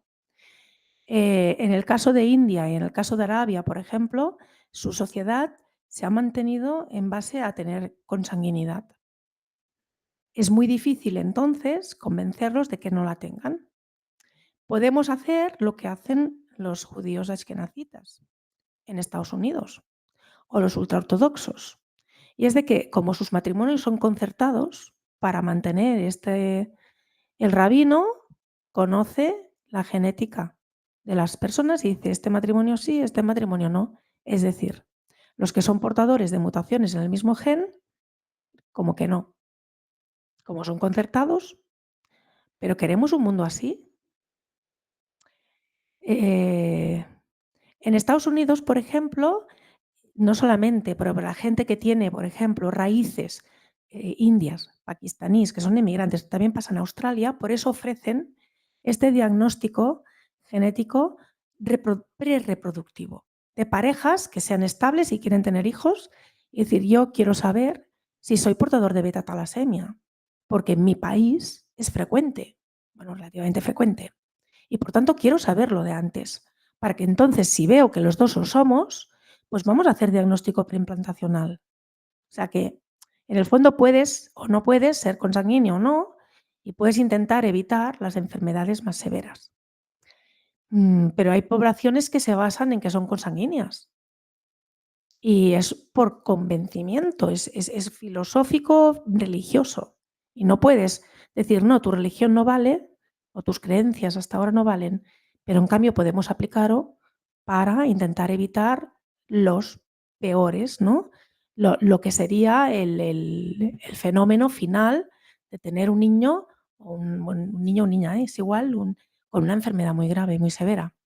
Pero, por ejemplo, hay otras cosas que quizá a mí yo la selección de embriones la veo clarísima, soy súper defensora de las enfermedades muy graves, pero no tengo muy clara la selección para enfermedades no tan graves. No la tengo nada clara. Por ejemplo, para evitar el cáncer de mama. Cáncer de mama, las mutaciones en BRCA1 o BRCA1, BRCA2, BRCA1, BRCA2, son de predisposición muy elevada. Es decir, si tú tienes una mutación, la probabilidad de tener cáncer de mama es muy alta, es del 70, 80, 90%, dependiendo de cuánto vivas en tu vida, claro. Pero tú puedes vivir tu vida aunque hayas tenido cáncer de mama y has tenido hijos y has tenido vida. Y lo importante es tratarlo, curarlo, no eliminar a las personas, porque quizás algún día pueden tener cáncer, por ejemplo. Es que nadie es perfecto, todos somos mutantes, estamos llenos de cosas. Yo, por ejemplo, tengo una enfermedad autoinmune y relativamente joven, era posparto, porque con todo el ambiente fue el trigger fue todo el lío hormonal arriba, abajo, pim, pam, pum. Y tengo los genes de susceptibilidad, claro, luego lo he sabido. Bueno, ¿me tendrían que haber eliminado por eso? ¿No tengo un valor? A lo mejor en otras cosas, vale, sí, pago un precio, tengo una enfermedad, tengo que medicarme, bueno, pero ¿y los de diabetes de adulto qué? También, los vamos a eliminar a todos. Y a los miopes también, a todos. Bueno, pues no quedamos ninguno. Y además, ¿qué escogemos? Porque esto es la otra, y la genética no es blanco o negro. Muchas cosas que son buenas de jóvenes pagas un precio, pagas un peaje de adulto en la genética. Tener colesterol alto. Todo el mundo dirá, no, tengamos el colesterol bajo. This is a really bad idea. Pero bad. Porque está seleccionado a favor tenerlo alto. De joven. Claro. Es que el colesterol lo necesitas para todo, ¿eh? Lo necesitas para hacer la mielina, lo necesitas para las membranas, necesitas para hacer todas las glucocorticoides, lo necesitas para hacer las hormonas sexuales. Tienes picos de producción de colesterol. Porque lo necesitas. Ahora, pagas un precio. Y es de que si tienes exceso y encima no te cuidas la alimentación, etcétera, etcétera, etcétera, te puede causar problemas cardiovasculares más adelante. ¿Pero es bueno o es malo? Pues que si lo tenemos bajo, fatal, ¿eh? Que, por ejemplo, necesitas un pico para el cierre del tubo neural. Pues vamos a tener todos espina bífida y vamos a tener todos sin mielinizar, no. Y así os diría muchas cosas. Hemocromatosis, una enfermedad mendeliana, pero sobre todo es más peligrosas en los hombres. En las mujeres está seleccionada a favor, porque la mayoría de las mujeres son anémicas. Y encima, cuando están embarazadas, el embrión chupa todo el hierro. Las mujeres que tienen la mutación de hemocromatosis no son anémicas. Bueno, claro, y vas teniendo sangrías cada mes y encima los hijos son más sanos, pam, pam, pam. Vale, luego, cuando ya dejas de ser fértil, o los hombres que no tienen sangrías, pues puedes tener problemas de riñón. Bueno, pues los hombres se van a dar sangre. Bueno, dicen que no los pueden aprovechar porque tienen demasiado hierro, pero bueno, es que no es blanco o negro, ser alto. ¡Guau, qué bien, ser alto! Parece fantástico, bueno, muy alto. Todos los jugadores de básquet que queráis. Bueno, de joven es fantástico, pero tienes las vías de mTOR súper activadas y tienes exceso de hormona de crecimiento. Finalmente te mueres antes. Es un problema, un problemón. Tú no verás a nadie que tenga más de 2 metros que viva a los 90 años. Difícilmente.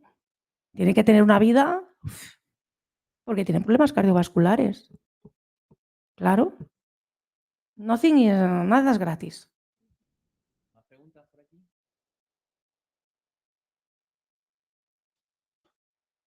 Ya los he dejado para pensar.